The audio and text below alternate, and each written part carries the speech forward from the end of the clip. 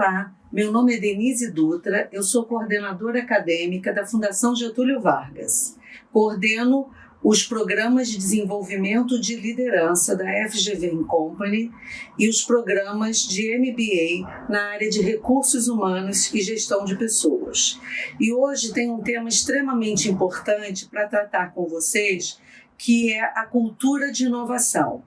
E para tratar desse tema, nós vamos trazer o nosso próprio case da Fundação Getúlio Vargas, tratando de Covid-19, acelerando o nosso processo de inovação. Vamos iniciar nossa conversa pensando um pouco sobre o momento que nós estamos vivendo, altamente influenciado pela transformação digital, por Revolução 4.0, já aparecendo a chamada Revolução 5.0, temos aí grandes tendências, né, que estão influenciando o mundo do trabalho.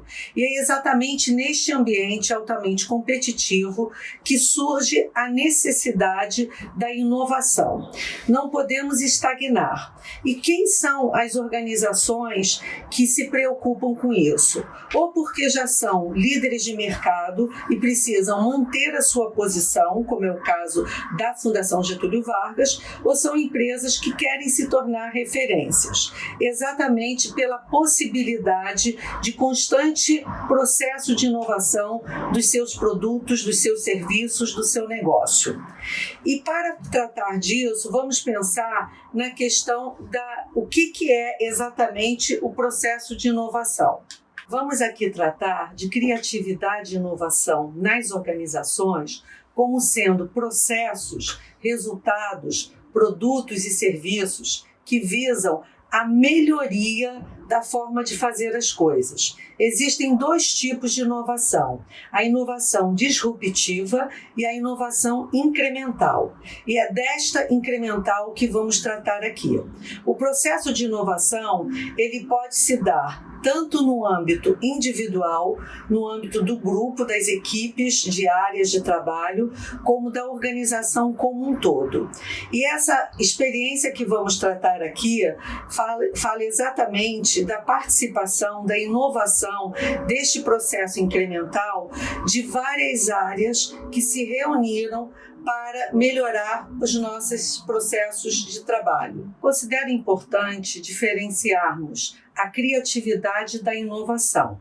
A criatividade é o processo de geração de ideias e a inovação tem a ver com a implementação dessas ideias.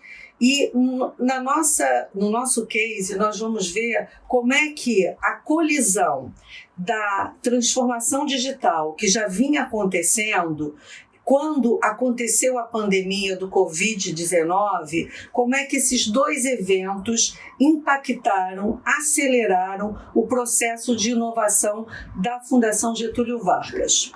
Neste caso, nós sabemos que a pandemia, que ainda está em processo, ela afetou o mundo inteiro, né? O que exigiu de todas as organizações uma capacidade enorme de inovação, de agilidade, de transformação coletiva, né? Inclusive de transformação cultural, de adaptação a esse mundo digital e de muita rapidez e eficiência nos seus processos de trabalho, na sua prestação de serviços. A pandemia, na verdade, tornou-se uma crise não só de saúde sanitária, mas uma crise social, financeira, econômica, e que trouxe grandes impactos para o mundo, para a forma não só como as pessoas trabalham, mas como as pessoas estão vivendo.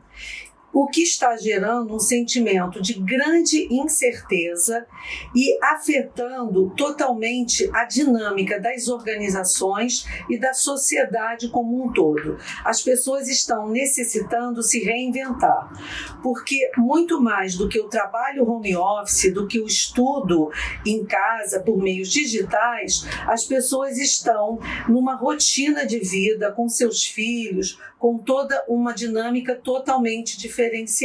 O que observamos é que, na verdade, a pandemia do Covid-19 funcionou para a nossa organização, e creio para muitas outras, imagino que o mesmo esteja acontecendo na sua organização, onde você atua, como um processo de aceleração. As mudanças já vinham acontecendo, só que todo esse processo fez com que nós tivéssemos que fazer tudo que já vínhamos pensando e temos consciência que seria necessário de forma muito mais acelerada. E foi exatamente isso que aconteceu na Fundação Getúlio Vargas. Nós já vínhamos há alguns anos tendo ações localizadas que, na verdade, em função das escolas e da característica dos programas, vinham acontecendo de forma isolada, e aconteceu que, com a pandemia, nós tivemos que integrar todas essas ações, esses movimentos de transformação digital que já vinha acontecendo, e essas diferentes ações foram integradas numa política institucional.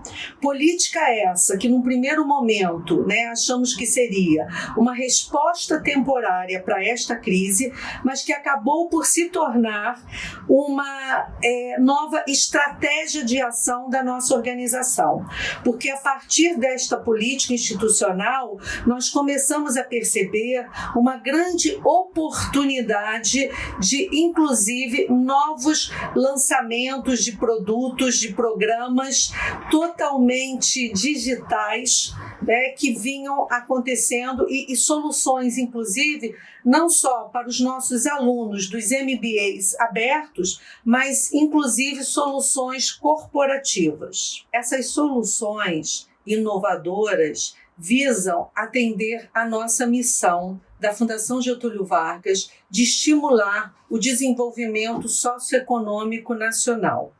E quando falamos de que, na verdade, as organizações que se preocupam com a inovação são as organizações que são referência no mercado ou que pretendem tornar-se, aqui nós temos algumas constatações, evidências, sobre essa trajetória institucional, o reconhecimento que a nossa instituição tem, tanto no mercado nacional como internacionalmente. E para falar um pouco sobre esta cultura de inovação, vamos primeiro definir de que forma aqui nós vamos tratar a cultura. Particularmente, eu gosto muito do estudo do Hofstede, que define que a cultura é a programação mental de pessoas e grupos que diferenciam-se um do outro. E exatamente sobre essa cultura FGV que nós vamos falar, Esta organização de quase 76 anos de idade vinha, como eu já tinha dito, com duas culturas claramente definidas. Uma cultura dos programas presenciais, e a cultura dos programas online, onde já há mais de 20 anos a Fundação tem um reconhecimento pelo trabalho que ela desenvolve junto à comunidade, inclusive com programas gratuitos.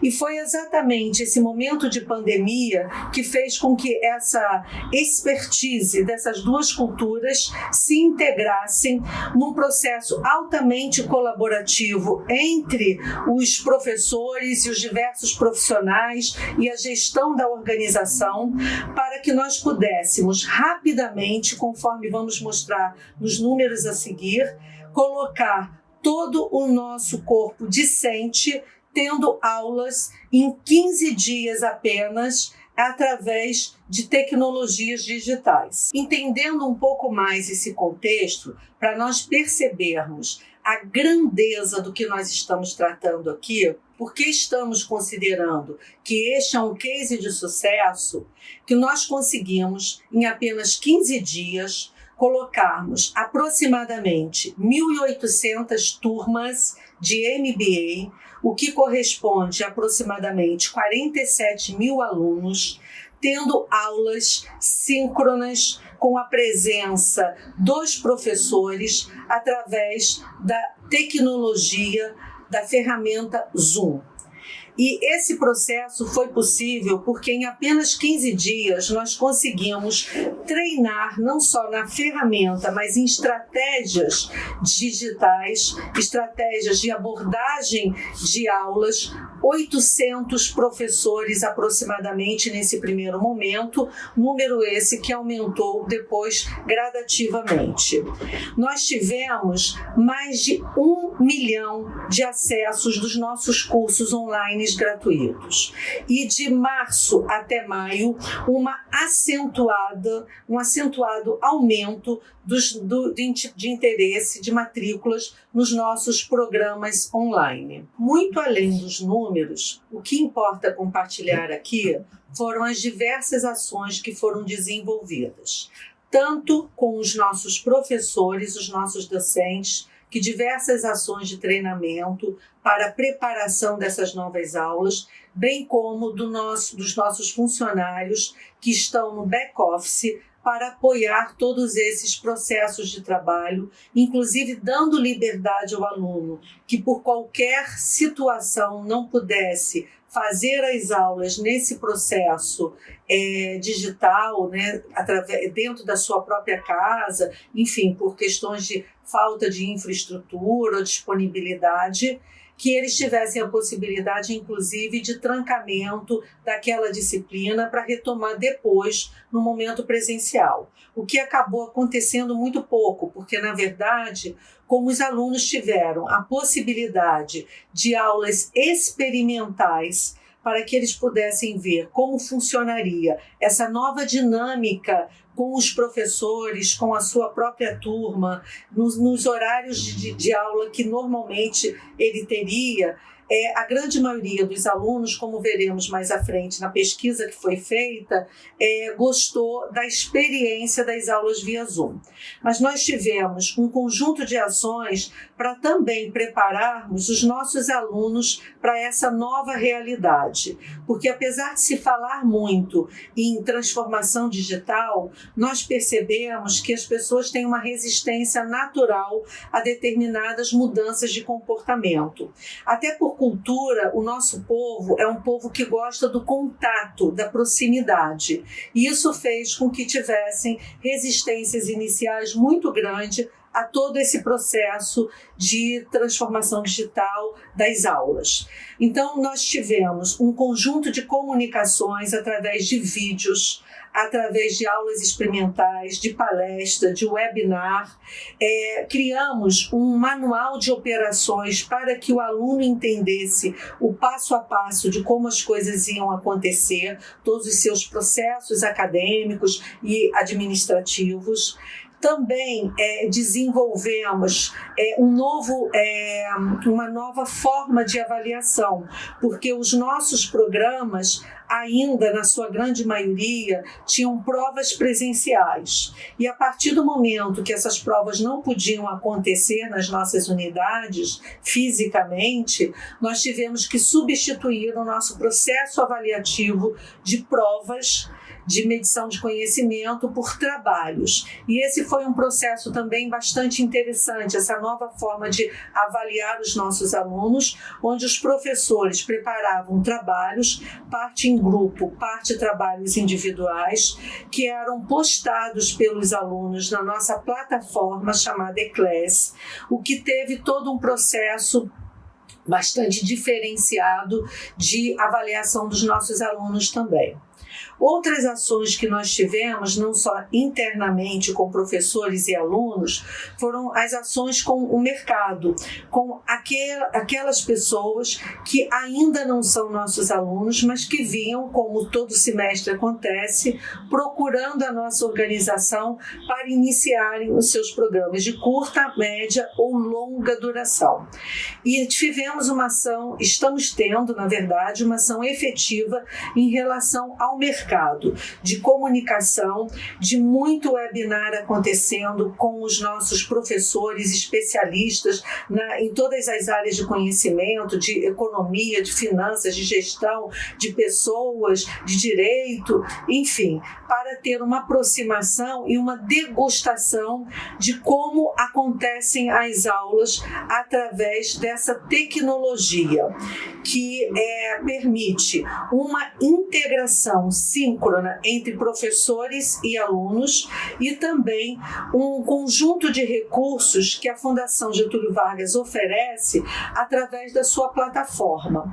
Através da plataforma do Eclass, os nossos alunos, além de acesso ao pacote Office, por exemplo, calculadora eletrônica, ele tem uma biblioteca virtual que, além de todos os nossos livros da série FGV Management em e-book, nós temos acesso a bibliotecas virtuais de outras editoras com as quais a Fundação fez um contrato, bem como acesso à base de dados que nos permitem ter em tempo real artigos, né, das mais importantes universidades do mundo. Então, o nosso aluno tem acesso a um conjunto de informações diferenciado que, nesse momento das aulas feitas por Zoom, estão sendo cada vez mais utilizados. Movimento esse que a gente não percebia antes, de aproveitamento, de acesso do nosso aluno a essa plataforma. Isso ficou bastante incrementado pós a pandemia. Como também os nossos cursos gratuitos online, que a Fundação já vinha disponibilizando como uma das suas ações sociais, mas que agora isso ficou altamente, nós tivemos um aumento assim expressivo desses acessos aos cursos gratuitos. Uma outra ação que nós proporcionamos aos nossos alunos é que a ferramenta Zoom, ela permite a gravação das nossas aulas. E nós tivemos que, com os alunos e com professores, tomarmos providências aí com relação a direito de imagem, e essas aulas estão sendo postadas na nossa plataforma por um período de 100 dias. Por que essa preocupação? Porque nós sabemos que a dinâmica familiar dos alunos e a dinâmica de trabalho mudou. Então, eventualmente, alguns dos nossos alunos podem não conseguir acompanhar uma determinada aula. E por isso, para facilitar isso, ele vai ter acesso, num período de 100 dias, à gravação daquela aula que ele possa eventualmente ter perdido. Essa é uma vantagem interessante. Outra vantagem que nós observamos, que caracteriza, evidencia um processo colaborativo muito grande, é que em diversas aulas nós tivemos voluntariamente o chamado professor anjo, colegas que tinham mais facilidade com o uso de toda essa tecnologia e que foram apoiar outros professores que, apesar, né, de domínio do conteúdo, queriam ter o apoio de alguém que pudesse ajudá-los na tecnologia. E isso acabou favorecendo a participação de 2, 3 professores na mesma aula, com depoimentos interessantes, com visões diferentes, com cases e experiências desses professores que estavam participando das aulas dos seus colegas. Os nossos professores puderam convidar CEOs de empresa e ex-alunos que estão com atividades interessantes em suas empresas para participarem daquela aula. Isso só foi possível por conta da tecnologia, né? Porque numa aula presencial fisicamente, todos esses convidados e o enriquecimento desta aula com a participação de outras pessoas não seria possível, considerando a nossa capilaridade, que as nossas aulas acontecem de Manaus, né, do norte do país ao Rio Grande do Sul, de leste a oeste, né? Então esse incremento, esse enriquecimento das aulas acabou sendo sendo algo bastante interessante e que demonstrou um processo que antes nós tínhamos algumas trocas através das nossas reuniões de coordenação com os professores, mas essa troca nunca tinha sido tão intensa de materiais, de recursos, de estratégias de ensino, de novas dinâmicas de trabalho, e esse processo colaborativo entre os professores, de forma inclusive, não só coordenada e estimulada pela instituição, mas de forma voluntária. Muitas ações, além daquelas que foram institucionalizadas, aconteceram de forma absolutamente espontânea, num processo bastante criativo e colaborativo. Um dos traços da nossa cultura é exatamente a produção de indicadores através de pesquisas. E eu gostaria de compartilhar com vocês, que vocês acompanhassem agora dos nossos slides, alguns resultados que nós obtivemos através das pesquisas que foram feitas com alunos e professores. E é interessante que fizemos uma primeira pesquisa sobre os primeiros 15 dias pós-pandemia, porque as nossas aulas via Zoom começaram no dia 31 de março. Então fizemos a pesquisa dos primeiros 15 dias e depois fizemos um acompanhamento mensal, né, do final de abril e do mês de maio.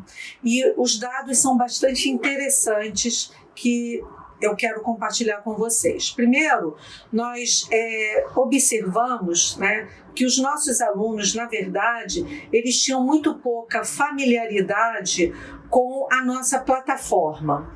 Dado que na aula presencial, muitas vezes, bastava que 1, 2 alunos entrassem na plataforma e eles, através de grupo de WhatsApp, compartilhavam todo o material com os colegas, nós observamos que nem todos os alunos realmente acessavam com a frequência esperada a nossa plataforma. E isso nós vemos aqui no número que apenas 44% dos alunos acessavam constantemente a nossa plataforma e 42% acessavam raramente.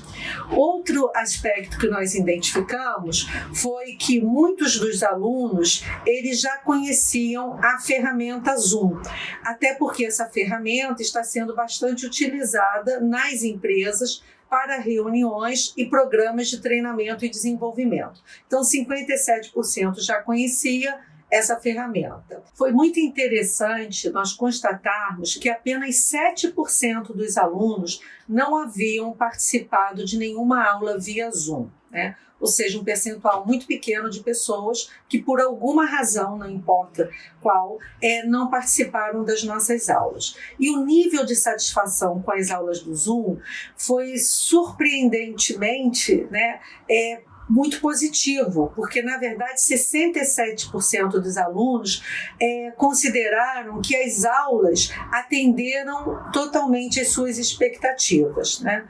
O que demonstra que nós tivemos aí um trabalho de preparação que foi reconhecido pelos nossos alunos. Conseguimos manter nas aulas via Zoom a mesma interatividade que tínhamos nas aulas presenciais fisicamente. Como podemos observar nesse slide, a percepção dos alunos foi de que a dinâmica de aula ela foi bastante satisfatória para alguns, né, 31% totalmente satisfatória, e para 24% eles ficaram satisfeitos com a dinâmica de aula e notaram que os professores tinham uma familiaridade com a ferramenta, né, na sua grande maioria. Este slide nos mostra dados muito interessantes sobre os recursos que a ferramenta Zoom disponibiliza. Então, nós temos aí grande maioria, né, 98% dos professores usando o compartilhamento de telas, né, para compartilhar os recursos visuais com os alunos. Grande parte deles, 97%, usando os chats para interação. a divisão de salas de aula, de grupos de trabalho, né, chamado breakout rooms, que é um recurso muito interessante que o Zoom disponibiliza para manter a discussão dos alunos em pequenos grupos. 74% dos professores utilizaram. Enquetes, 45% dos professores utilizaram. Pesquisa em tempo real com a turma sobre os temas que estavam sendo discutidos, né? E emotions, que era uma maneira de saber como é que a turma estava recebendo determinadas informações, etc. e tal. Então, houve assim, um bom aproveitamento desses recursos digitais. Esses recursos disponibilizados pela ferramenta, eles favorecem o tipo de percepção que nós vamos compartilhar aqui agora, do alto grau de engajamento dos nossos alunos nas aulas, né? Sem querer entrar no detalhe de que a pesquisa nos apontou, mas os professores perceberam que os alunos não só se mantiveram bastante atentos e interessados, mas que o nível de participação foi tão elevado quanto naturalmente nas aulas presenciais físicas, né? Mesmo após o retorno gradual do isolamento social, nós sabemos que ainda teremos um período turbulento pela frente. A gente não consegue prever todos os desdobramentos dessa pandemia, mas já é certo que alguns efeitos dela serão permanentes, fazendo mudanças expressivas na forma como os brasileiros se relacionam, como eles compram, consomem, como eles trabalham, e nós podemos falar bastante disso, né, sobre essa nova dinâmica de home office e os desafios que essa questão da gestão de equipes remotas nos tem trazido, sobre a questão de como as pessoas se relacionam até com elas próprias, né? Haja visto o acentuado número de problemas psíquicos, né, de doenças mentais que a gente tem observado aí por meio de vários estudos nesse período, a forma como as pessoas estão usando a tecnologia, pessoas que antes tinham uma certa resistência, hoje, para poderem enfrentar esse período de isolamento social, estão tendo que se adequar e desenvolver novas habilidades em relação a isso, e também a forma, inclusive, como as pessoas estão se deslocando, a questão da mobilidade urbana. E o ponto que mais nos interessa aqui, a forma como as pessoas estão estudando e aprendendo, que é exatamente o ponto que mais nos interessa enquanto uma instituição de educação executiva e corporativa. Pesquisa tem nos apontado para vários fatores que devem moldar um novo comportamento humano, esse comportamento pós-pandemia que nós estamos ouvindo com tanta frequência a expressão do novo normal. Então, nós observamos que tanto o contexto físico, como o contexto social, como as motivações intrínsecas dos indivíduos, como as próprias atividades das pessoas em relação ao trabalho e à vida social, isso tudo está impactando novas escolhas, novas decisões e na capacidade de adaptação do ser humano. Eu creio que nós podemos tirar alguns elementos essenciais como lições aprendidas de todo esse processo que a pandemia nos trouxe. Primeiro, a importância cada vez maior de uma comunicação intensiva, comunicação assertiva, comunicação transparente, comunicação não violenta. Segundo, o orgulho de pertencer. Cada vez mais nós observamos que as pessoas estão altamente comprometidas para que as suas organizações passem por essa situação de crise e saiam fortalecidas. E isso a gente observou fortemente em toda a equipe de docentes e de funcionários da instituição onde nós atuamos. um forte compromisso com o propósito institucional.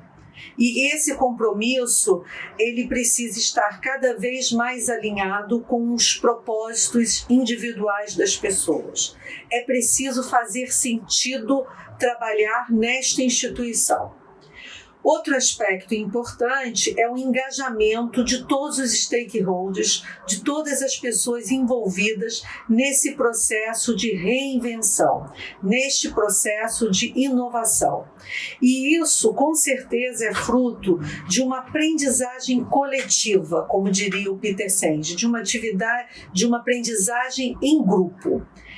E para fechar aqui a nossa reflexão, é importante, na fala do nosso presidente, Carlos Ivan Simonsen, que a gente alimente cada vez mais a crença de que o Brasil vai vencer, vai superar todos esses desafios que a pandemia exacerbou cada vez mais.